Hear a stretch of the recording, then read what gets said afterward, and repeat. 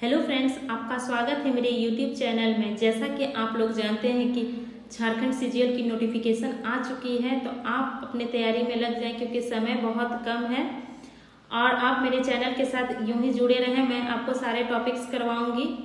आज का टॉपिक हमारे एग्जाम पॉइंट ऑफ व्यू से बहुत इंपॉर्टेंट है। आज हम झारखंड जनजातीय विद्रोह के बारे में पढ़ेंगे। यहाँ से झारखंड के सभी प्रतियोगिता परीक्षा में प्रश्न पूछे जाते हैं। तो क्लास स्टार्ट करने से पहले अगर आपने मेरे चैनल को सब्सक्राइब नहीं किया है तो सब्सक्राइब कर ले, बेल बटन को दबा दें ताकि मेरे वीडियो की नोटिफिकेशन आपको मिल सके। तो चलिए आज का क्लास स्टार्ट करते हैं। झारखंड जनजातीय विद्रोह। आज के क्लास में हम ढाल विद्रोह, चुआड़ विद्रोह और पहाड़िया विद्रोह के बारे में पढ़ेंगे। ढाल विद्रोह।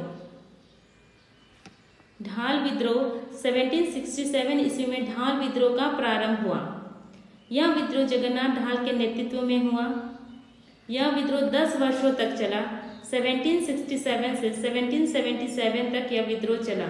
तो ढाल विद्रोह का प्रारंभ कब हुआ? 1767 में इस विद्रोह का प्रारंभ हुआ। किनके नेतृत्व में हुआ? तो जगन्नाथ ढाल के नेतृत्व में हुआ।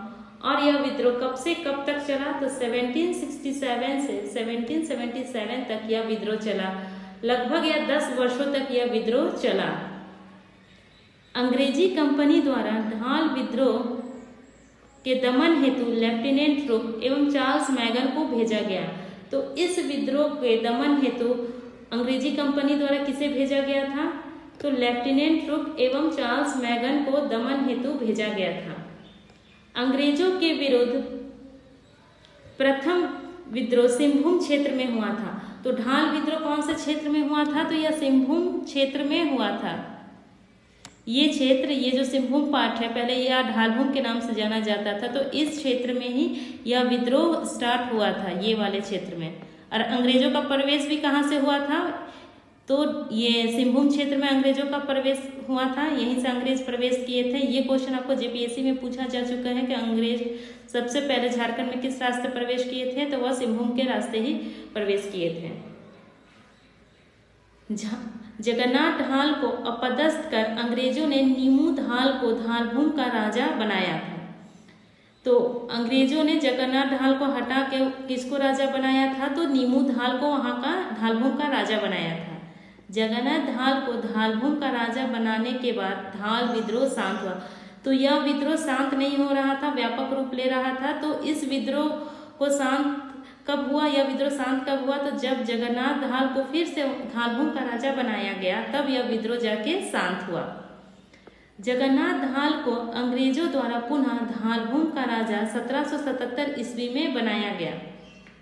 तो जब यह विद्रोह शांत नहीं हो रहा था तो क्या किया गया कि 1777 ईस्वी में अंग्रेजों के द्वारा फिर से जगन्नाथ ढाल को इस ढालभूम का राजा बनाया गया। तब जाके यह विद्रोह शांत हुआ। और ढालभूम का राजा बनने के एवज में जगन्नाथ ढाल को वार्षिक कर देना पड़ा। तो आइए देखते हैं। राजा बनने के एवज में जगन्नाथ ढाल ने अंग्रेजी कंपनी को 3 वर्षों में क्रमशः 200, 300 तथा 400 वार्षिक कर के रूप में देना स्वीकार किया था। तो कितना वार्षिक कर देना पड़ा? 200, 300 तथा 400 रुपये वार्षिक कर देना पड़ा। यह विद्रोह झारखंड में अंग्रेजी राज्य के खिलाफ प्रथम विद्रोह माना जाता है। तो कौन सा विद्रोह? क्वेश्चन पूछे जाते हैं कि कौन सा विद्रोह अंग्रेजी राज्य के खिलाफ मानो झारखंड में प्रथम विद्रोह था? तो यह ढाल विद्रोह ही अंग्रेजी राज्य के खिलाफ प्रथम विद्रोह माना जाता है। यह कौन सा क्षेत्र में हुआ था? तो ढालभूम, जो आजकल का सिंहभूम क्षेत्र हुआ। ठीक है। अंग्रेजों का प्रवेश द्वार भी कौन सा था झारखंड में? तो सिंहभूम क्षेत्र ही था। 10 वर्षों तक यह विद्रोह चला। नेक्स्ट देखते हैं चुआड़ विद्रोह के बारे में। जंगल महल में निवास करने वाले भूमि जनजाति के लोगों को चुआड़ कहते थे। तो चुआड़ किन्हें कहते थे? तो जो जंगल महल में, जो जंगलों में निवास करते थे, इनका सारा चीज जंगलों में होता था। ये शिकार करते थे, खाना पीना भी मतलब इनका जंगलों पे ही डिपेंड था, वहीं से ये अपना खाना पीना ही करते थे। तो जंगल महल में निवास करने वाले भूमि जनजाति के लोगों को चुआड़ कहते हैं। इस क्षेत्र में जंगल महल के अंतर्गत मेदिनीपुर, ढालभूम, घाटशिला, रामगढ़, लालगढ़, जामबनी एवं झालदा क्षेत्र आते थे। तो ये कौन सा क्षेत्र था? ये जो क्षेत्र था, ये ही मान लो इसी क्षेत्र में चुआड़ विद्रोह हुआ था। और इसी क्षेत्र के अंतर्गत ये घाटशिला हो गया, रामगढ़ हुआ, मेदिनीनगर, ये सब झालदा क्षेत्र आते थे। इस क्षेत्र में आदिवासी स्थानीय जमींदारों के यहाँ सिपाही का कार्य करते थे और इन्हें पाइका कहा जाता था। तो आदिवासी जो थे वो जमींदार जो थे वहाँ सिपाही का कार्य करते थे और इन्हें क्या कहा जाता था, तो इन्हें पाइका कहा जाता था। कार्य करने के बदले इन्हें राजस्व मुक्त भूमि पाइका जमीन मिलती थी। तो वहाँ जो सिपाही का कार्य करते थे उन्हें पाइका कहा जाता था, जिसके बदले इनके कार्य के बदले इन्हें राजस्व मुक्त भूमि प्रदान होती थी, जिन्हें क्या कहा जाता था, तो पाइका जमीन इन कहा जाता था। अंग्रेजों ने इस क्षेत्र पर नियंत्रण करने के लिए पाइका को हटाकर बाहरी पुलिस नियुक्त किए और इनकी जमीन छीन ली, जिसके चलते यह विद्रोह आरंभ हुआ। तो अंग्रेज क्या करने लगे कि इस जगह पे ये बाहरी पुलिसों को नियुक्त करने लगे और यहाँ जो काम कर रहे थे पाइका, उन्हें यहाँ से हटा के बाहरी पुलिस को नियुक्त किए और उन्हें यह जमीन देने लगे, जमीन छीन के, तो जिसके चलते यह विद्रोह हुआ। वर्ष 1769 ईस्वी में सबसे पहले बड़ा भूम एवं घाटशिला के चुवारों ने विद्रोह किया। तो सबसे पहले विद्रोह कहाँ हुआ था, तो बड़ा भूम एवं घाटशिला के जो चुवार थे उन्होंने यह विद्रोह शुरू किया। तो विद्रोह प्रारंभ कब हुआ, तो 1769 ईस्वी में प्रारंभ हुआ बड़ा भूम एवं घाटशिला में। चुवाड़ विद्रोह को दबाने हेतु किन्हें भेजा गया था, तो इसे दबाने हेतु, इस विद्रोह को दबाने हेतु लेफ्टिनेंट फोर्वेस और ले गोडियार को भेजा गया था।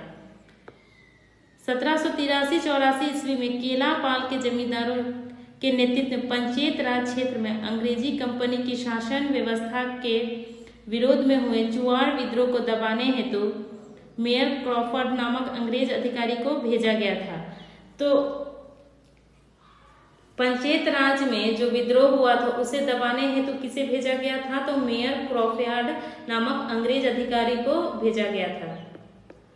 1798 में मानभूम, बड़ा भूम एवं पंचायत राज में हुए चुवाड़ विद्रोह के नेतृत्वकर्ता कौन थे, तो इस जगह पे जो चुवाड़ विद्रोह हुआ था उसके नेतृत्वकर्ता दुर्जन सिंह थे। और कब हुआ था, 1798 में मानभूम में, बड़ा भूम एवं पंचायत राज में चुवाड़ विद्रोह हुआ था। चुवाड़ विद्रोह का मुख्य कारण पंचायत राज को कर वसूली हेतु नीलांबर मिश्रा को बेचना था। तो टैक्स वसूली के चलते ही यह मतलब विद्रोह हुआ था, क्योंकि वहां विद्रोह का मेन कारण वही था, टैक्स वसूल करना, टैक्स नहीं देने पे जमीन को नीलाम कर देना, जिसके चलते लोगों में आक्रोश हुआ और वहां विद्रोह शुरू हुआ। साथ ही अकाल के समय लगान वृद्धि के कारण विद्रोह हुआ था। तो लगान में हम अकाल पड़ने पे भी वहां लगान में जो है वो वृद्धि होती थी, ज्यादा लगान मांगा जाता था, तो लोगों ने इसका विरोध किया। इस विद्रोह का नेतृत्व, आप सारे ये नाम याद रखिएगा कि इस विद्रोह का नेतृत्व किन्होंने किया, तो सुंबल सिंह, मंगल सिंह, लाल सिंह, श्याम गंजम, रघुनाथ महतो, मोहन सिंह, जगन्नाथ पातर, दुर्जन सिंह ने इस चुवाड़ विद्रोह का नेतृत्व करता थे। चुवाड़ विद्रोह के फलस्वरूप अंग्रेजों को चुवाड़ों की भूमि उन्हें लौटानी पड़ी। झारखंड में चुवाड़ विद्रोह वीरभूम में हुआ। तो फलस्वरूप इसका परिणाम स्वरूप इसका क्या निकला कि अंग्रेजों को चुवाड़ों की भूमि उन्हें लौटानी पड़ी। और इस विद्रोह का मतलब किन किन लोगों ने समर्थन किया, तो भूमिजों द्वारा किए गए इस विद्रोह का समर्थन किनके मिला, तो घटवार, पाइका तथा स्थानीय जमींदारों का भी समर्थन मिला। प्रश्न पूछे जाते हैं कि चुवाड़ विद्रोह का समर्थन किनके द्वारा मिला गया, तो घटवार, पाइका तथा स्थानीय जमींदारों का समर्थन मिला। आइए नेक्स्ट देखते हैं पहाड़िया विद्रोह। तो पहाड़िया विद्रोह कब हुआ, तो यह विद्रोह 1772 से 82 ईस्वी तक चला। यह जनजातीय विद्रोह में के इतिहास में पहाड़िया विद्रोह जो है अंग्रेजी शासन के खिलाफ प्रथम व्यापक विद्रोह माना जाता है। तो प्रथम व्यापक विद्रोह कौन सा था, तो पहाड़िया विद्रोह था। और यह 3 चरणों में यह विद्रोह संचालित हुआ। पहला चरण, दूसरा और तीसरा, 3 चरणों में हम इस विद्रोह को देखेंगे। तो आइए देखते हैं। 1772 ईस्वी में राजमहल क्षेत्र के मनसबदारों ने पहाड़िया जनजाति के प्रमुख की हत्या कर दी। तो मनसबदार जो थे वो पहाड़िया जनजाति के जो प्रमुख थे, जो हेड थे, उनकी हत्या कर दी, जिसके चलते वहाँ के स्थानीय लोगों में आक्रोश हुआ और लोगों ने विद्रोह किया। और यह क्या हुआ था? पहला विद्रोह, पहला चरण तो 1772 में। द्वितीय चरण 1778 ईस्वी में यह आंदोलन जगन्नाथ देव के नेतृत्व में प्रारंभ हुआ। तो किनके नेतृत्व में हुआ दूसरा चरण? तो 1778 ईस्वी में जगन्नाथ देव के नेतृत्व में हुआ। 1778 ईस्वी में अंग्रेज अधिकारी क्लीवलैंड पहाड़िया जनजाति के लोगों के विश्वास अर्जन हेतु नकदी भत्ता योजना देने की शुरू की और 1300 लोगों को धनुर्धर कार्य में भी रखा और उन्हें वेतन देने रखा, मासिक वेतन 2 रुपया से 10 रुपया तक में, ताकि वो लोगों का विश्वास अर्जन कर सके। यह कार्य किसके द्वारा किया गया? और मासिक भत्ता जो देना था तो वह अंग्रेज अधिकारी क्लीवलैंड के द्वारा यह कार्य शुरू किया गया था। 1300 लोगों को धनुर्धर के रूप में सरकारी सेवा में लिया गया, जिन्हें 2 रुपया से 10 रुपया तक का वेतन दिया जाता था। इस योजना के विरुद्ध जगन्नाथ देव ने विद्रोह आरंभ कर लिया, क्योंकि यह अंग्रेजों द्वारा फूट डालो राज करो की नीति पर आधारित था। जगन्नाथ देव ने कहा कि यह जो नीति है क्लीवलैंड के द्वारा कि लोगों को रोजगार देना, वेतन देना, ये है अंग्रेजों के द्वारा कि फूट डालो और राज करो की नीति पर आधारित है। इसलिए जगन्नाथ देव ने इस विद्रोह का आरंभ किया। तृतीय चरण कब हुआ? तो 1781 से 82 में हुआ। अंग्रेज अधिकारी ने पहाड़िया जनजाति के क्षेत्र को दामिन इको का नाम देकर सरकारी संपत्ति घोषित कर दी। अंग्रेज अधिकारी क्या किए कि जो लोगों की जमीन थी, वहां स्थानीय लोगों की जमीन, उसे दामिन इको का नाम दे दिया और बोला कि ये सरकारी जमीन है, यह सरकारी संपत्ति है, और वो लोगों से छीन लिए। तो जिसके चलते महेशपुर की रानी सर्वेश्वरी ने इस विद्रोह को प्रारंभ किया। ये इम्पोर्टेंट है कि तीसरा चरण कि किसके द्वारा यह विद्रोह हुआ। तीसरा चरण जो विद्रोह था पहाड़िया विद्रोह, तो यह महेशपुर की रानी सर्वेश्वरी ने इस विद्रोह को प्रारंभ किया। इसके बाद क्या हुआ? जब रानी सर्वेश्वरी ने इस विद्रोह को प्रारंभ किया, उसके बाद इन्हें भागलपुर जेल में भेज दिया गया था, जहां इनकी मृत्यु हो गई थी। इस घटना के बाद क्लीवलैंड ने रानी सर्वेश्वरी को गिरफ्तार कर भागलपुर जेल में भेज दिया गया, जहां उनकी मृत्यु 6 मई 1807 ईस्वी को हो गई।